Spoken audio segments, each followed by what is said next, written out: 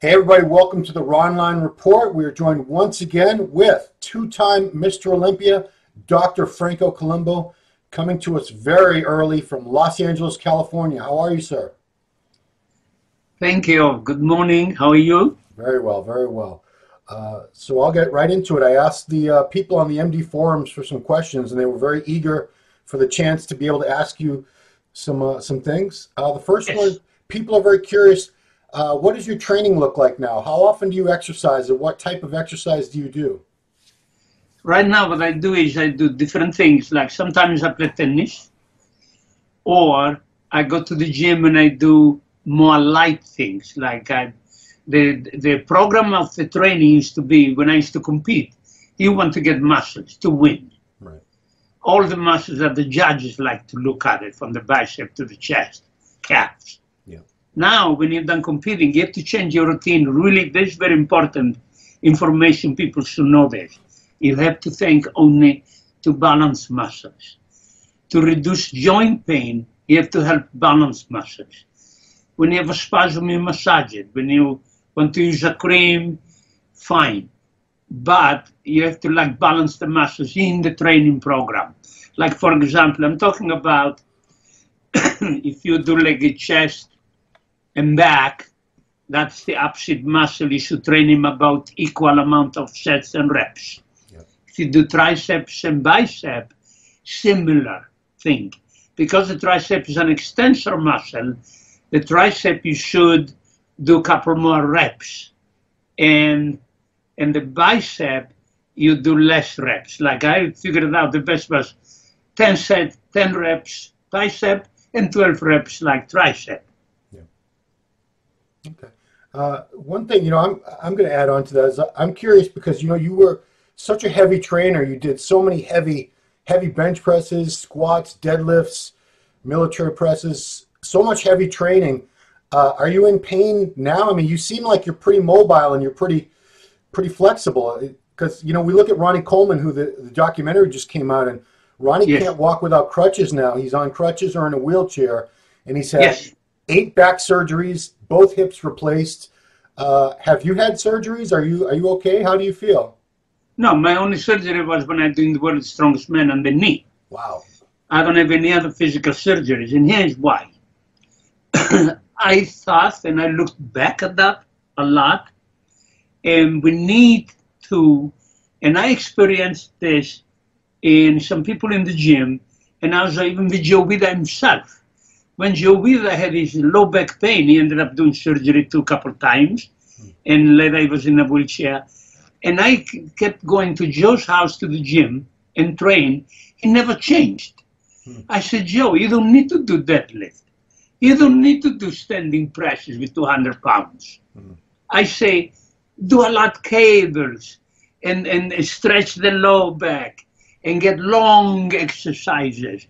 Like you stretch the muscle and pull.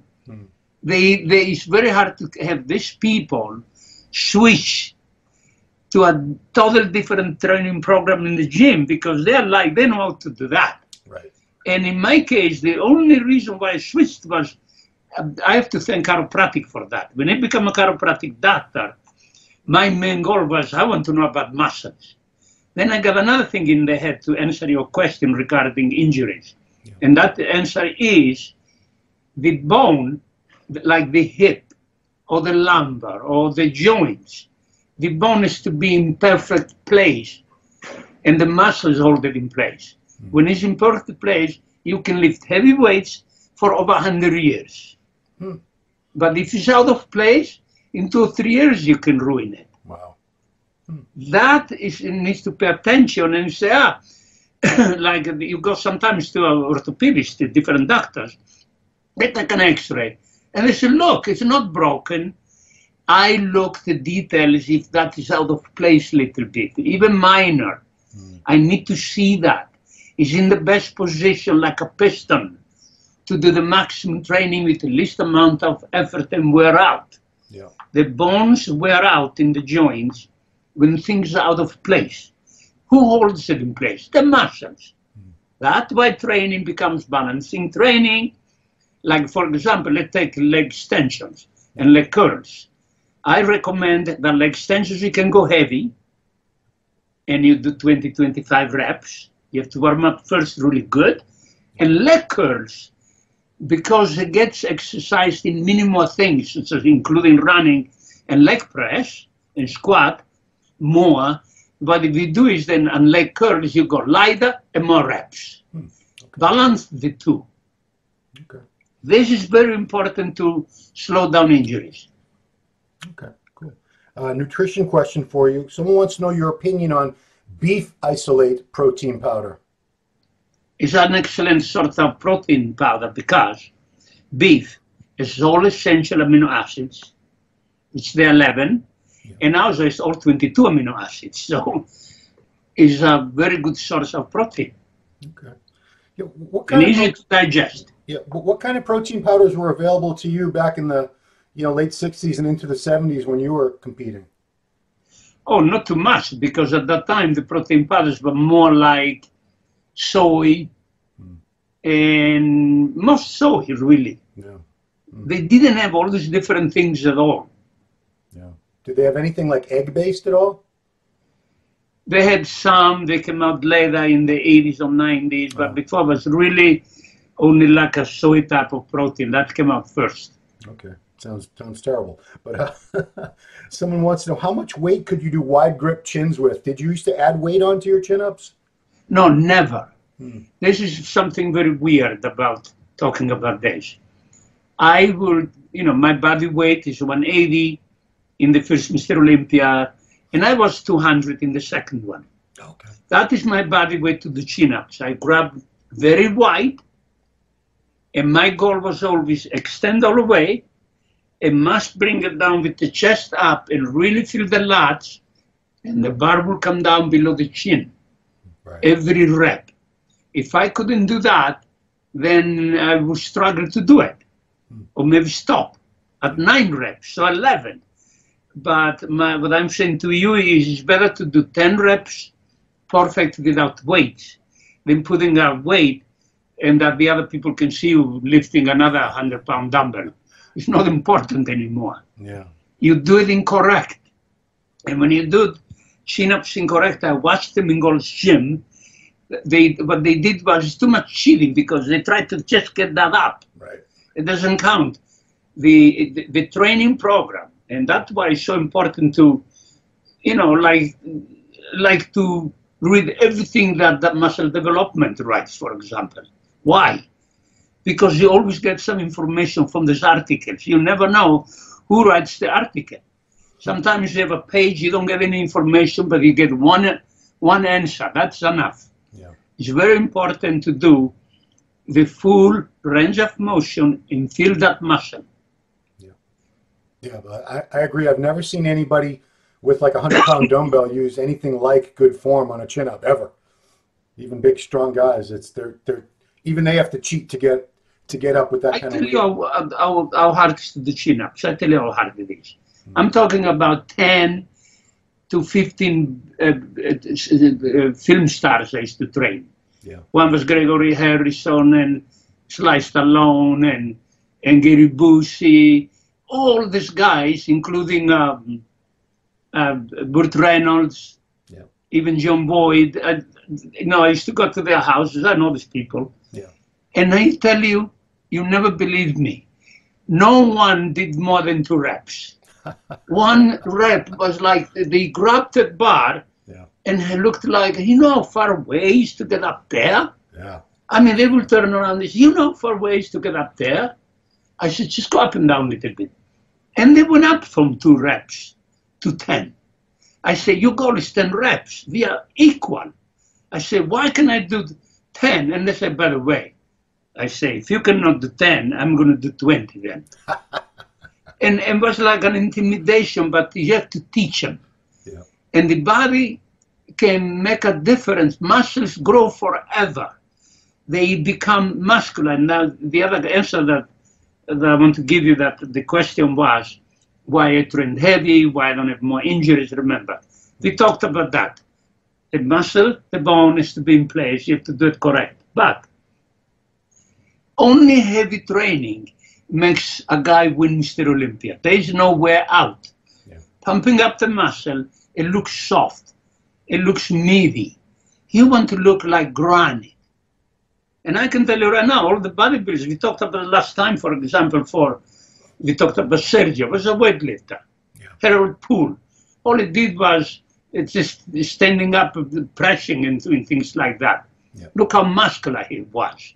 Arnold did powerlifting in Germany with me. We competed.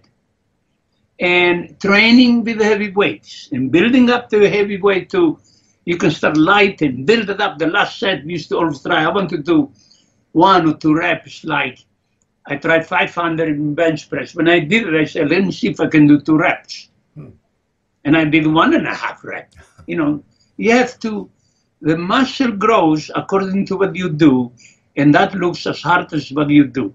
You have to like train like granite, heavy, strong. Okay.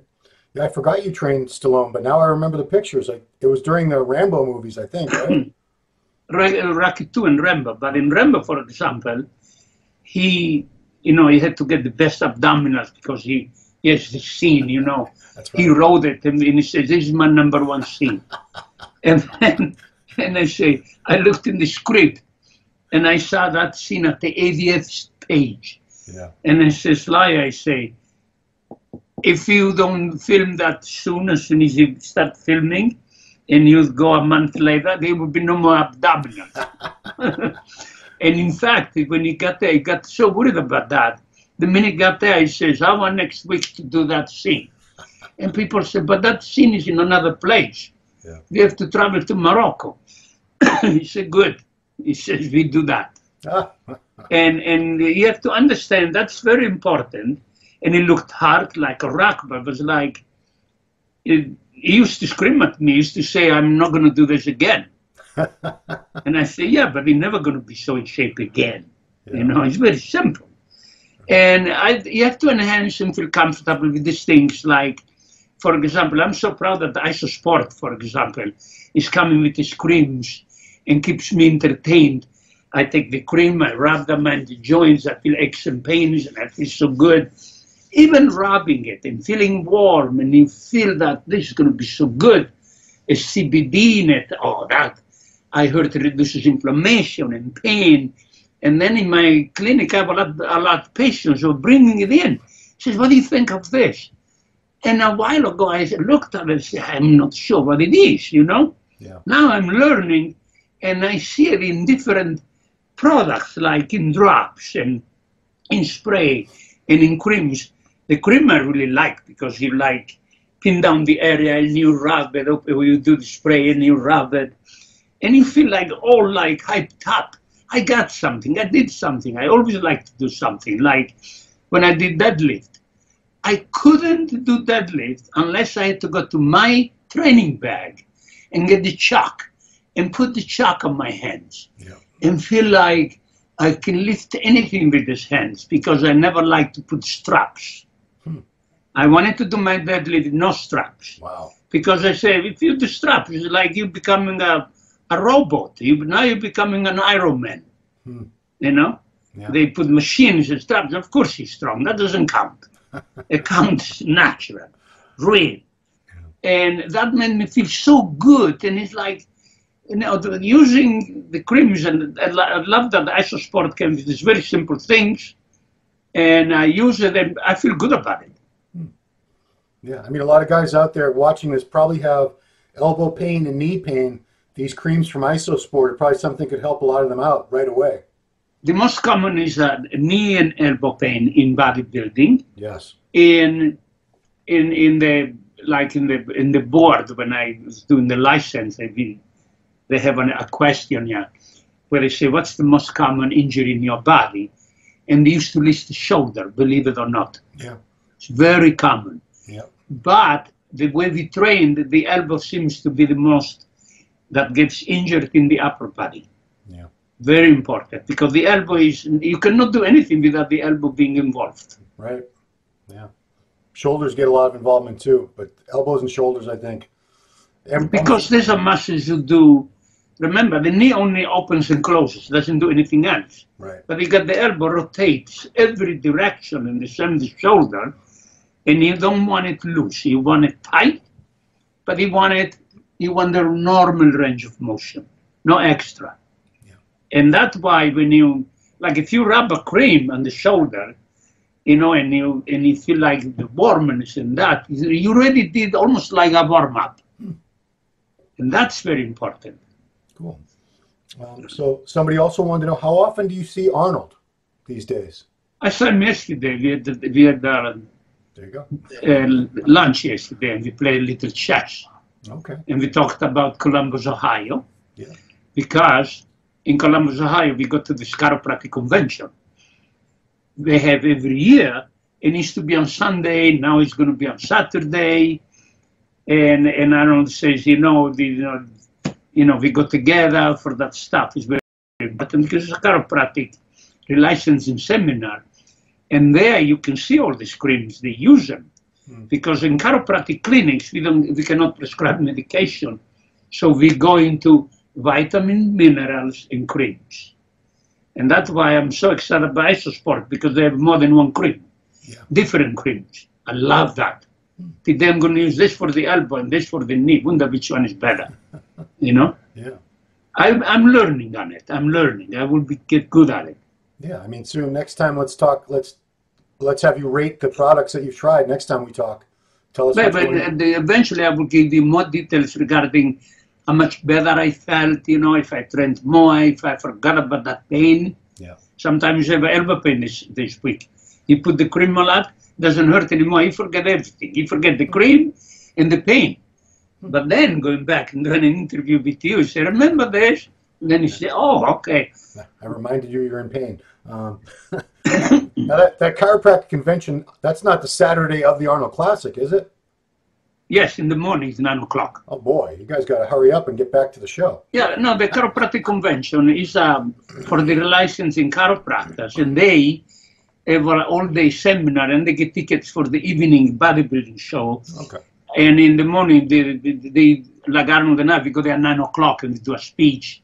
We take pictures for an hour and we leave. Yeah. So it's it's all in the area. Yeah. Well, I know you guys are everywhere. You guys are literally all over the place that weekend. But, it's very important because look what happened to the training and bodybuilding. It became a general sport, and it's the best. Weight training is the best sport to help in other sports. You want to be a champion in anything, from football to boxing, you need to do a corrective bodybuilding training for that sport, and you win. And that's why this becomes very important. Then you get into professions, chiropractic, and anything that you get a chance to use a cream, and that comes something new. Like now the cream is the CBD. Right away I say, I need to know what it is before somebody else finds out before me. I don't want aches and pains. I lifted more weights. When somebody comes to me, a lot of bodybuilders say, I got this hip surgery and I got the low back surgery. And I say, I lifted more weights than all of you guys combined. And I don't have this kind of pains because you need to think. Yeah. You need to do the exercise correct. Okay. Well, the next question is about exercise. Mike Mentzer came out in the late 70s with his heavy-duty training system, which was much lower volume, very high intensity, and it was very, very different from the way that you and Arnold and Robbie and the champions for many years have been training, which was a lot higher volume and higher frequency. What did you think, or what do you think of that style of training, the Mike Mentzer system, where it's just a couple sets? Yes. Actually, what I experienced in the gym, because they trained in the same gym, Mike Mentzer and Ray Mentzer. Yeah. And as I saw them grow, because Mike Mentzer was a very good bodybuilder and won Mr. Universe, obviously, yeah.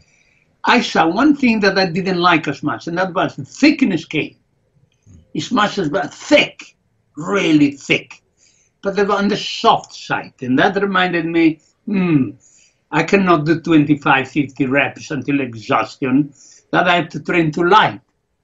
I have to do heavy weights to get the muscle like a rock. Yeah. I rather have a little less muscle and more there because the way his approach was mass. And mass, my problem was when you're short, I'm short, and Mike Mensa wasn't that much taller either. Right. Immediately I thought, I cannot train like that. I lose my waist. I want the smallest waist I can think, number one, and then I want to pile the muscles on top. They have to look like granite, not size. Size, you will have to gain 6 inches in height too, to look in proportion. So I was a little bit disagreeing with him on that. However, he did both, but he sold the booklets more with that system, but he did both in the gym. I remember that. Yeah, I mean, I've heard that Ray and Mike did a lot more. Their training wasn't really that different from what you guys were doing, but... What's the same, and I tell you why. Because we go to the gym, like, for example, Arnold and I usually used to go 7. We were there like 7, 10 minutes from the house. Yeah. From 7 to 9 we trained, sometimes to 10, and then afternoon another couple hours. When we trained from 7 to 9, Mike Mensa was already there, and he never left until before I left. Wow, okay. So it cannot be that he only did his reps and he went home. He did more stuff. Unless he was resting 20 minutes between every set or something like that, right? Another big training, a style of training or a style of working out that's gotten very, very popular last 10 years is CrossFit. I wanted your opinion on CrossFit because a lot of people say it's going to lead to a lot of problems, and these peak CrossFit athletes and just people that do CrossFit recreationally, they're going to end up being regular customers of chiropractors, orthopedic surgeons, massage therapists. What's your opinion on CrossFit? On CrossFit, I think is excellent, and I tell you why. CrossFit involves every muscle in the body, involves training different. You get new training programs.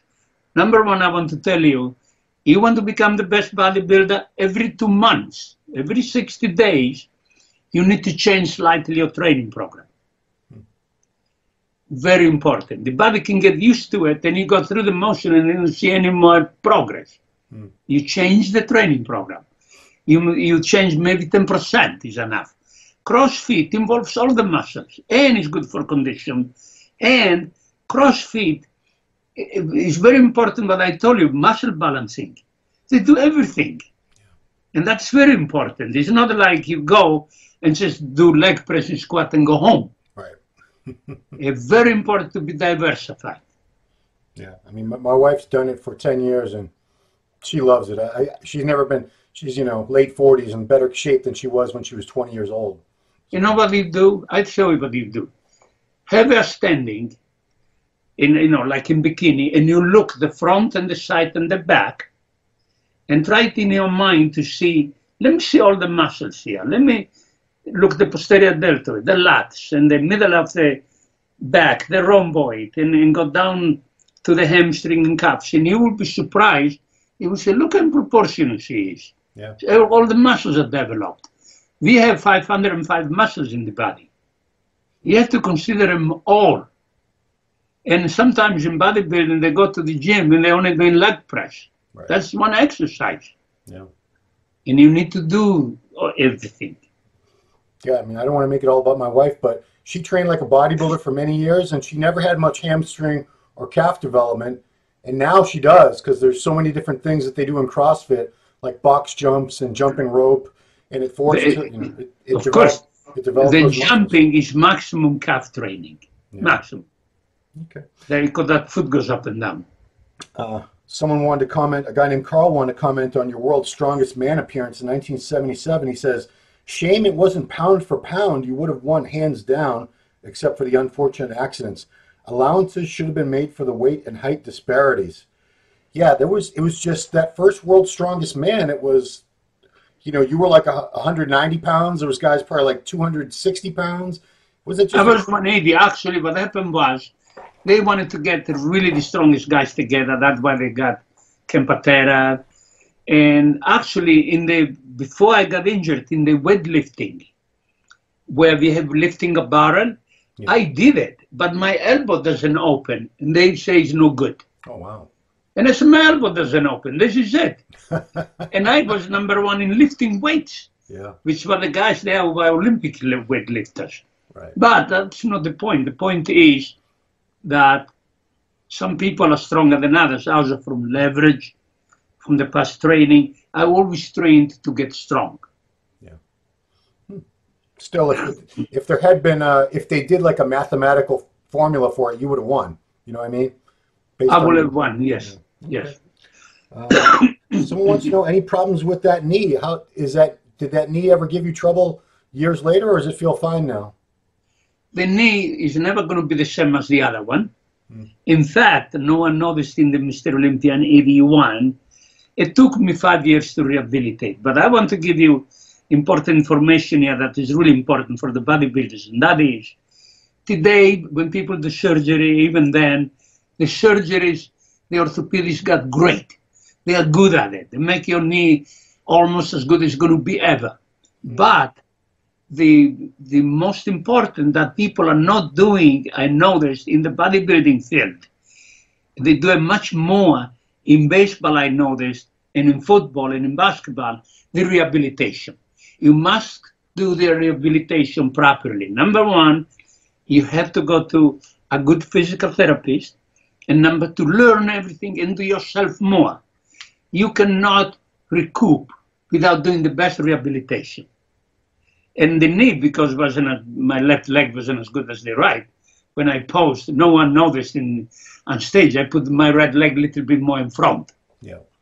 Like, you don't need to see both legs. Let me show you the right leg, you know?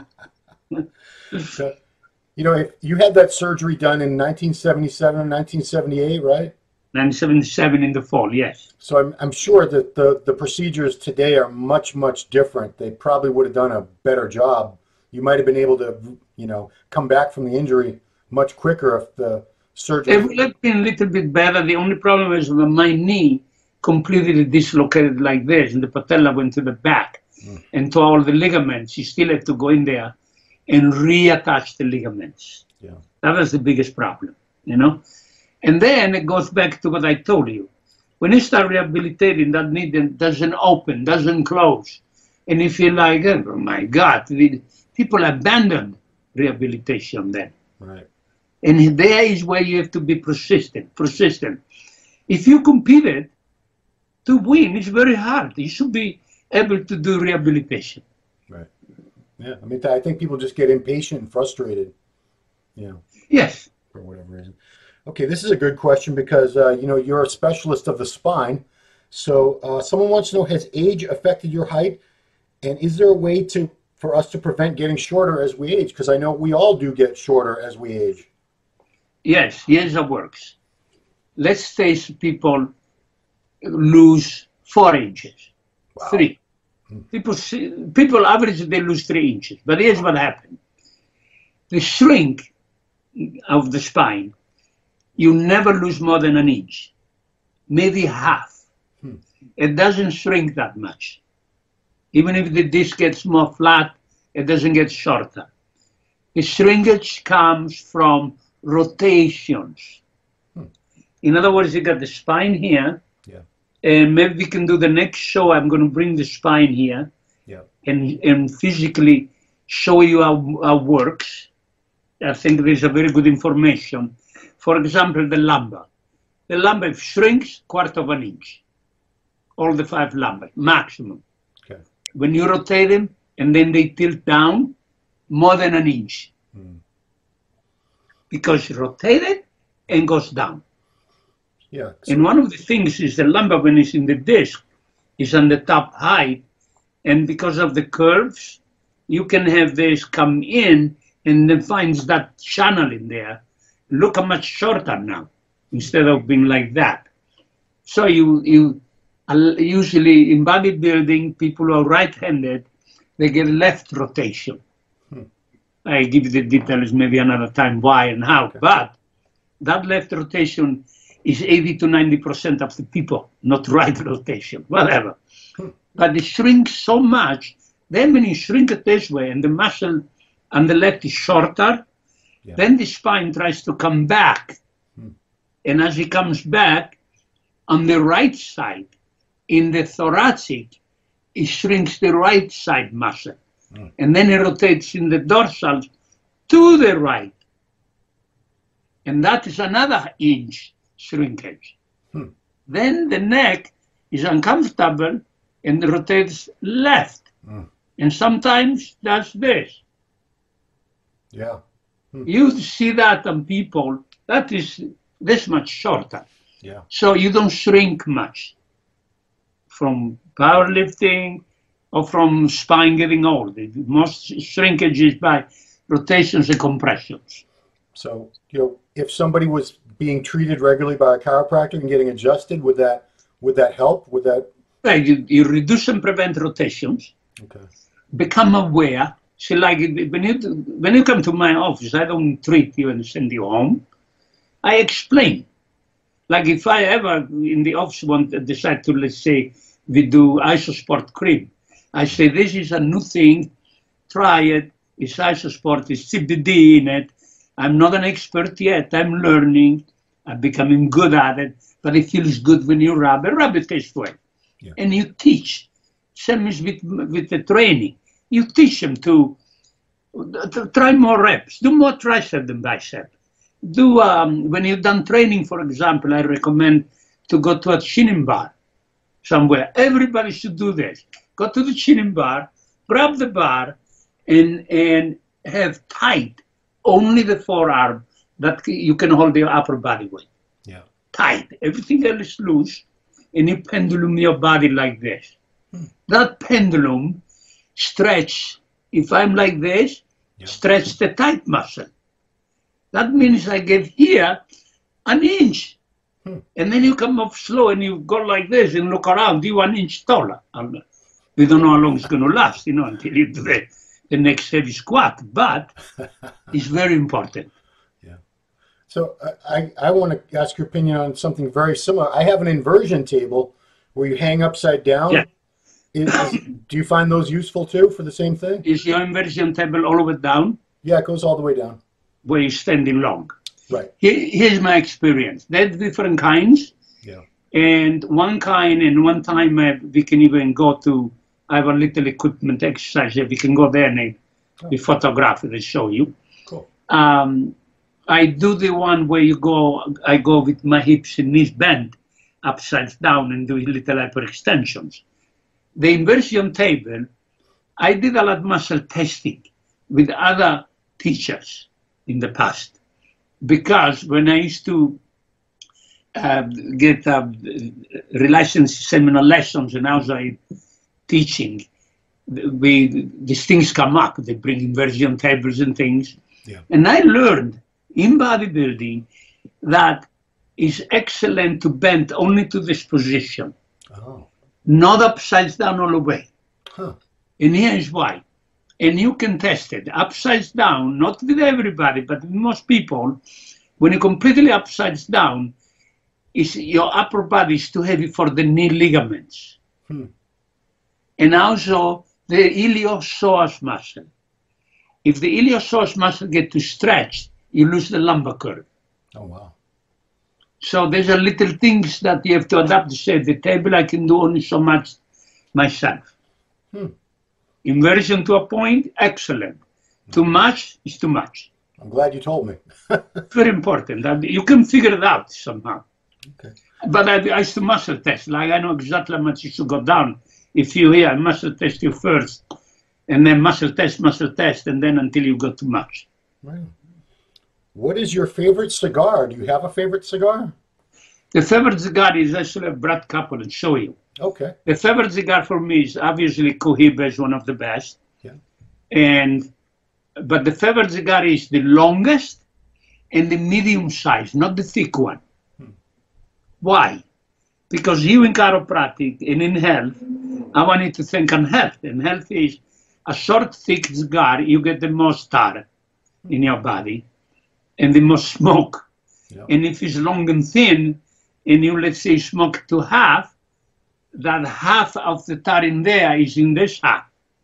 So you throw it away. In fact, I don't want to mention names, but I see like, millionaires doing the cigar like this, you know, to the last inch, and I say, you have no money? I say, get another cigar, you know? You know? Yeah. Do you share Arnold's opinion that marijuana is just a harmless herb?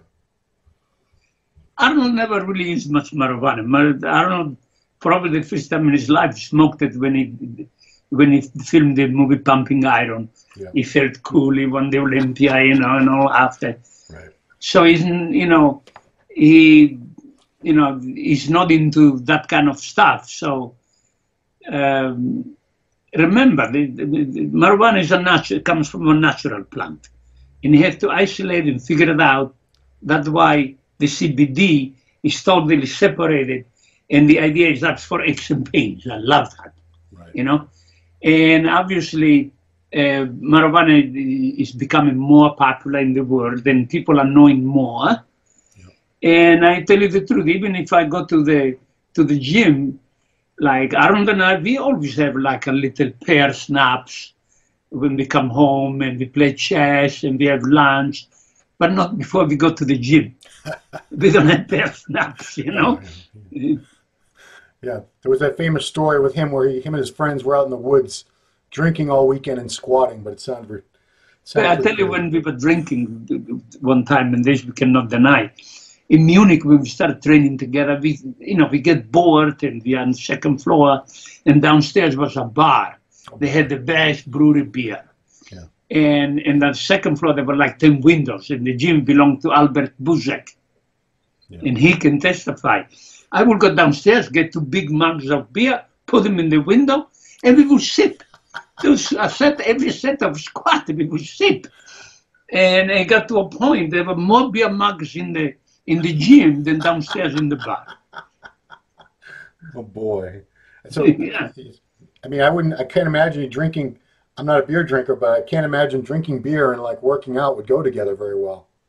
You know what, remember, beer is only like 4.5% alcohol. That's and right. We got in our head, because there's a lot convincing here, that people used to say at that time, Bruce yeast. Yeah. Oh, this Bruce yeast is good for bodybuilding. I said, yeah, in the beer is a lot of Bruce yeast. Right. Let's have beer instead. Yeah. And that was one of the reasons. I still remember brewer's yeast as a supplement from when I was a little kid. My older brother used to get it. Very popular. Someone wants to know, Franco, can you still jump rope like you did in your younger years? Well, that's a memory, but I have to tell you, things change sometimes. I used to jump rope 3 times, and now 2.5. I get so mad. I do twice, and the second time I hit my front chins, my feet. You can still do 2.5 times without your feet touching? 2.5. Wow. It's really 2. The third doesn't count. You have to get through. But I say, I'm going to do it again. I'm not going to give up that I'm older, and that's why I cannot do it. Yeah. I totally refuse. Because that was part of your boxing training for years, right? A lot of rope skipping. Yeah, in boxing in Europe, more than here even. Yeah, is number 1 is rope skipping, because they don't want it to be standing; they want it to be moving around more. Yeah. Just going back to CrossFit for a second, that's a very common thing that they do in their workouts. It's called double unders, where the rope has to pass under your feet. Yes, I've seen it. Yes. Yeah, it's not easy. I can't do it. It takes a lot of coordination. You can tell a woman CrossFitting because the women, they jump, they were in the school, and they want to do CrossFit, they jump like boxers. Double Dutch. Totally different. So Peter McGuff gave me a couple things to talk to you about. Yes. Peter, a good friend of ours. He says, ask him about his relationship with Frank Zane. You and Frank argue about who's beaten each other more times over the years? Well, Frank Zane, when, we trained together, but Aaron and I used to train together. He used to train with us at the same time. Yeah. Aaron and I used to train actually really heavy. And it was in the gym all at the same time. Ken Bowler, Frank Zane, Zebel Kazuski, and then after that, a lot of times we went home for lunch to our place. Then I cooked a couple of steaks, and Frank Zane loved wine. I would buy the cheapest Bourse wine, Gallo wine. And then I said, oh yeah, Frank, here's a glass, a water glass. I will fill it up for him. And we had so much fun. And then he's talking about like my first competition. Right away, the first thing he said was, yeah, you know, they're going to start doing 2 classes instead of 1 class. He said, I'm going to compete against Franco. I'm going to just beat him. I said, why you say that? He says, I beat Arnold, but you think I cannot beat you? I say, you beat Arnold. You never beat me. I say, I'm going to put a guarantee. I said, you can sign a paper right now. I'm going to beat you 100 times. We're going to compete 100. And we did.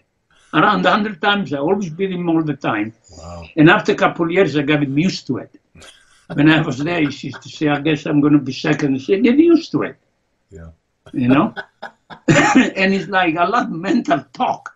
Yeah. And Arnold was the master of mental talk. That's why you can see him pumping iron like we were upstairs. And I'm so exhausted in South Africa in the hotel. We're in the same room. I'm in underpants. And Arnold says, Franco, get ready. We're going downstairs. I say, it's too early. No, he says, George Butler just called me. Downstairs is Lou Ferrigno with his parents. I have to go and screw him up a little bit. I'm gonna do a little mental talk. Yeah. And he said, for that I got to see. I get dressed, he goes downstairs and he sits down. He says, how does it feel? He goes like that. How does it feel to be, you know, sitting down here having breakfast with your parents and, you know, and the guy, me, who's going to win Mr. Olympia tomorrow. Yeah. You know? And they're all like, huh? It was very funny. Arnold, they always worked with this mental thing. He said in the movie that he already called his mother in Austria and told her that he won. Oh yeah, he told her the day before. Yeah. And Albert says, your mom called me. Albert Busek was there too, and he says, your mom is all happy that he won Mr. Olympia, but the Olympia is tomorrow. Yeah. You know, and also, like Kambola, for example, he learned from Arnold to do tricks on bodybuilders. So he went and stole Mike Cat's T-shirt. Oh, that's right. That was the tank top. And he said, I'm going to steal his shirt. He takes his shirt. He's walking away. And Mike Katz, instead of pumping up to go on stage, he's looking for his T-shirt. I know, his lucky T-shirt. You know what I mean? Yeah. I said, forget the T-shirt. Pump up. Yeah. One of the most famous lines in that movie was Arnold talking about you. And he said, Franco comes to me for advices, but sometimes I give him the wrong advices. That was one of the most classic lines of the movie. It did the 2 classic lines. One was that one, that should, you know, maybe offend me. And the other one was, oh, he's like a child, you know. And we had a rider, by the way. And his rider was, what was his name? George. He's in Barbados right now, in Muscle and Fitness. And he was always instigating. Rick Wayne? What? No? Ricky Wayne?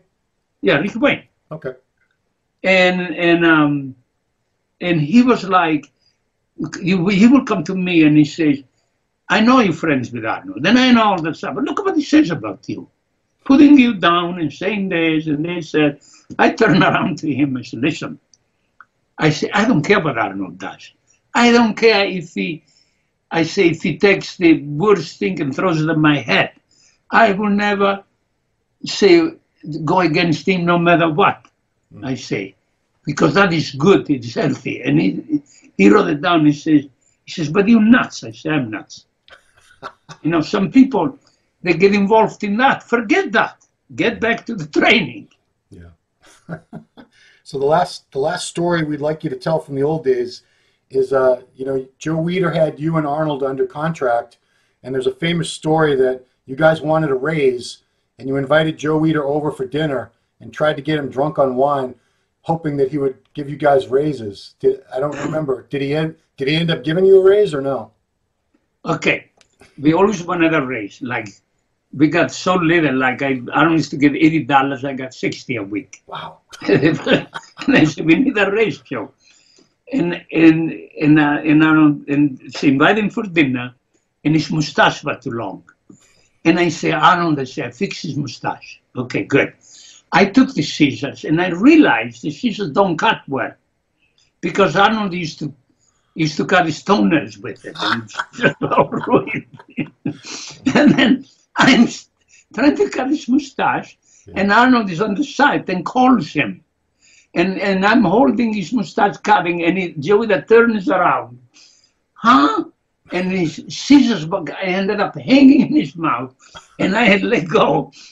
And he was like, oh, look what he's doing to me. And I said to Arnold, I say, he cannot ask for a raise right now. Wait until we eat. You know? Yeah. And, you know, that we had so much fun. We had steaks and we ate. I tell you a great story that they really liked. Larry Scott comes, and he was selling insurance to Arnold about if you get injured, I got this insurance company. And I say, and Arnold says, yeah. He says, Franco, get the best steaks, you know, for us, the steaks and potatoes and pasta and wine. So I get the steaks, and we're eating, and Arnold is starving. We are so starving, we've been training 3 hours. I put the food on the table, the steaks, and Arnold is grabbing the fork and the knife like he wants to, like, you know, like really attack it. Yeah. And Larry Scott grabs his hand and says, wait. And then he goes down and starts praying. And he's praying, and he's praying, and Arnold is looking at me and says, when are we going to eat? You know, I said, how long is he going to pray? You know, I'm Catholic, but we don't pray that long, you know? Yeah. And Larry was a Mormon. And then he says, so we get all done. He was disgusted, Arnold, on that one.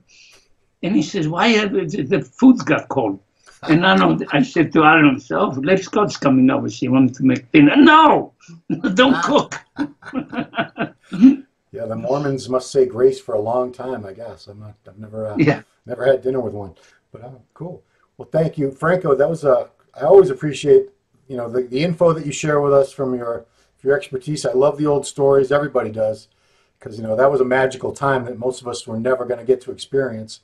You know, but it was so much fun, and I really think what happened was the bodybuilding circle was smaller, compact, and when somebody found a new protein powder, cream, or something, they always went and said, what is it? You know, they helped each other. It was really good.